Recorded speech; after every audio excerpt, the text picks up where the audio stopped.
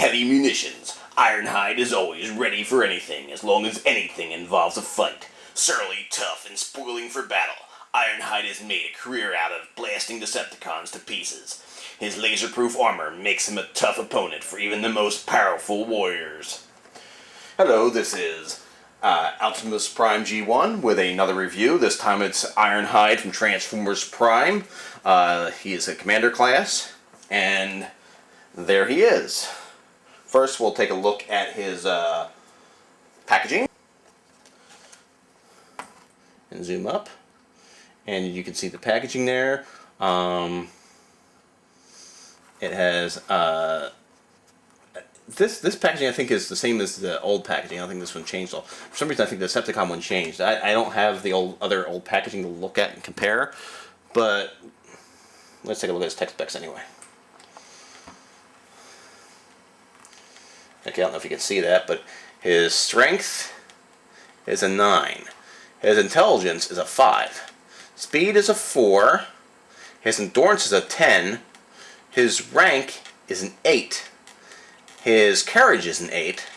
His fire blast is a 7. And his skill is a 6. So, intelligence, I wouldn't say is a 5. I mean, I don't know. I mean, he maybe in Transformers Prime he's not as smart as in some of the other ones, I guess. I don't know. In the original G1 he seemed pretty smart, just more battle hardened, I guess. He has these 2 blue weapons. We're back to blue with the Autobots in the Commander class, which, I mean, they're not all the same shade blue. They're all a little bit different shades of blue, but it's still blue. And these are reminiscent of his weapons from the movie. The movie weapons are a little bit different, but it's very reminiscent. Here we have the movie weapons, which, like I said, they're very reminiscent, but they are different. There's no moving parts on the clear plastic. There's the clip system here, which isn't on this commander class.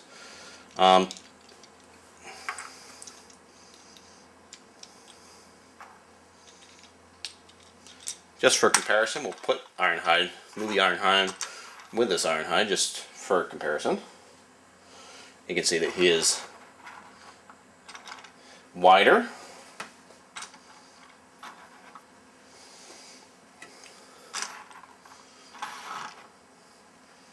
They're about the same length. They're about the same length, but this Ironhide is definitely wider than the movie one. So it's a 100% a different mold. He doesn't have the smokestacks, doesn't have the clip system. It's a different weapons. The front grille is totally different. I mean, it's a totally different vehicle. So they didn't just bring the one in from the movie line and modify it for this. They actually did do a whole new vehicle for this, which is very nice. So, yeah, that's him. We'll take the movie one out. Let's bring some of his Prime compatriots in with him. We have Optimus Prime. Let's get a wide shot here to bring in Ratchet, Bumblebee. Let's get the whole group in here, if we can. And so we can just so you can get a size comparison. Now, RC is the most out of her range there. Okay, so we know that RC, we'll take her out because we know that she's like totally misaligned. Bumblebee and him are close. So if you look at the windshields on Bumblebee and Cliffjumper, and you look at the windshield size, if you're going by windshield size to try to figure it out, roughly in line with Cliffjumper and Bumblebee. But if you actually look at vehicle size, he's a bigger vehicle. He's not in proportion really at all. If you look at windshield, it sort of does, but then when you look at the whole vehicle, it's not. I mean, when you look at Ratchet, let's get Ratchet in here and actually take a look at Ratchet. I mean, Ratchet should be almost the same size as him, and because Ratchet is Legion size, he's obviously going to be smaller. Now, we'll look at somebody who's in the same class as him, Bulkhead. Bulkhead, you would think, should be roughly the same size, and he's in comparison with him. I would think that's because he's a Hummer, and a Hummer type vehicle, and he's a pickup truck. So yeah, so they're roughly about right. I don't know if technically he should be smaller than Bulkhead or bigger than Bulkhead. I'm not sure. He's rough. When then you bring in Prime, who's a Mack truck, he's way out of proportion. He almost looks like a Legion size next to him because of how unproportionate he is. He's not, but I mean, you know, he's not because he's bigger than the Legion size. But it's just he is definitely out of proportion as far as the vehicle mode goes. So move these out of the way and pull these out totally off the grid here. We'll take these weapons off. We don't need them on here right now. These weapons do combine, just like the ones from the movie line. They can combine the Foreman Ultra Blaster, or whatever you want to call it, a giant cannon. That's a nice feature. Have a nice big cannon for Ironhide to hold, since he is supposed to be a munitions expert. One thing I do have a problem with is this back section. This back section, it comes apart very easily. It doesn't always stay tabbed. There's only one tab for this back section that holds it together. If you look, you can see that piece sticking out there. That's the tab. There's none back here. There's only the one right here. And because of that, it doesn't really hold together as well as it should. But I mean, it does its job. I mean, it's a nitpick. It's a nitpick on my part. I mean, it's a nice truck. I mean, this it's not as flat as it should be. It has you can see the parts in there, but when you have the blue guns back there, you really can't tell anyway. So it's all right. It's just another minor nitpick. Other than that, he's a pretty nice truck. Other than that, as far as the top goes, that's only that you can see his legs there. If you look closely enough, you can see the parts of his legs. That's another nitpick. I mean, you see that on Optimus Prime too. So it's another nitpick. So underneath, you can definitely see robot kibble here, and you can see his visible head syndrome. So it is what it is. So I mean, it is what it is. But as far as looking at it this way, it's not that bad. I mean, really, it's not. I mean, you got this part back here. You can see the bottom. You can see those pieces there. But like when you have like I said, when you have the guns there, or if that's where you're going to store them, it doesn't look bad. I mean, it looks all right. All right, so let's get into the transformation. I'm going to zoom out a little bit for the transformation here.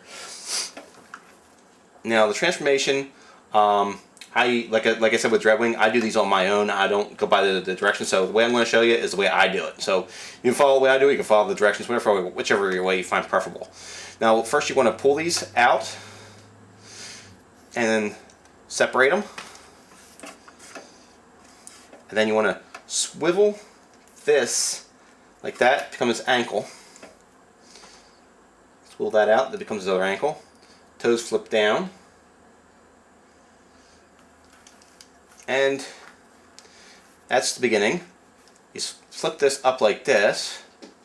Flip this up like this. And you actually twist this around to get his head. So you actually get the front of the car on the chest, which is really nice. It's a throwback to the G1 Ironhide, which is really nice.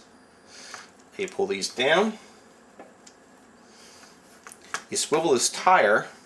It's actually, the tire's separate. It's actually got a round piece to swivel on, which is really neat to get it out of the way and get it behind.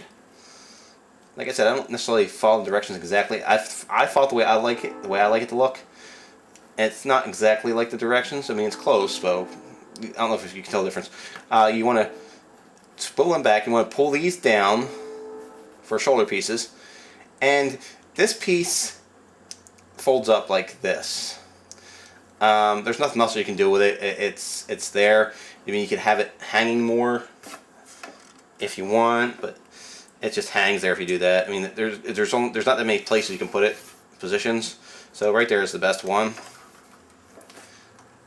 And you have him transformed. Now he has pretty good articulation. I apologize for the sniffing every now and then, the breathing. I have allergies and they're acting up pretty bad. His articulation is pretty interesting. He's got a toe. He's got an ankle that goes out and in because of the transformation. He's got a knee joint. He's got a hip joint. He doesn't have the upper thigh. He just has the hip, which ball joint. This is not a ball joint. This is just a joint. He has this elbow. Then he has this that goes in and out. I mean, what's that? But it's part of transformation. But actually, it'll give you extra range for posability, I guess. You have your shoulder. Then you have this shoulder up here. This is, I guess, this really isn't a shoulder. I guess not. This is really the shoulder here. So this is out in the arm. I guess a bicep. Or I'm not sure what you should call this, to tell you the truth. This is the shoulder right here, but you can't really do much with that because I don't know if you can see it, but if you move this up, it moves that up. So it really makes it look ugly by doing that. So you really have to use this one out here, and one elbow and the one here are the ones you want to. So I don't know if you guys told that last time or not, but my fingers get in the way sometimes. Yeah, so I mean, it has good posability for a commander class.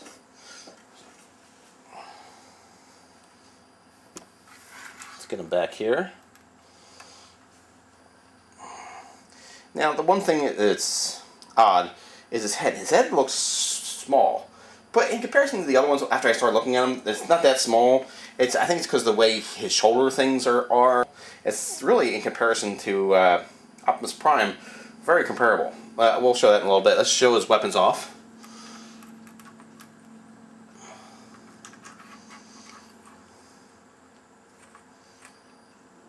There. You kind of have to move these little pieces out of the way when putting the guns in, because they just get in the way. There's many different ways of putting these guns, and there, just pop that piece off. So you can always pop that off to get it totally out of the way if you really want to. That will get it totally out of the way.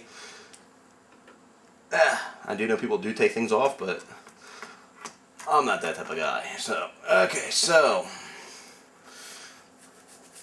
there he is, double wielding. My kids love to put them on this side, have them on the shoulders, or have them on the forearm more. It's your preference. There's a peg in back where you can store the weapons back here, just like on Dreadwing. You put them together, make the big gun. I got it off camera, sorry. As you see, it's back there. I mean, you could store it like that. I guess you can. It's up to you. I mean, or you could just take the BFG and stick it there, or you can stick it in his hand. Like I said, my kids like it on the forearm. That's where they like it the best. And it really, I think that looks the best there, to tell you the truth. I just do this so you can see that it goes in the hand as well. Alright, so now we're going to just view him with his friends. Here's a quick look at Ironhide with Ironhide. Movie Ironhide versus Prime Ironhide. Yeah, I know I don't have movie Ironhide transformed all the way. I just got him enough so I just do a quick comparison as far as size goes. Size is about the same size. I do like the homage to the G1 with the chest. That's pretty nice. The red and the black is awesome. I never really cared for the movie Ironhide that much. I mean, it's not a bad figure. It's not my favorite. But anyway, there's a quick look with movie Ironhide from the Commander class.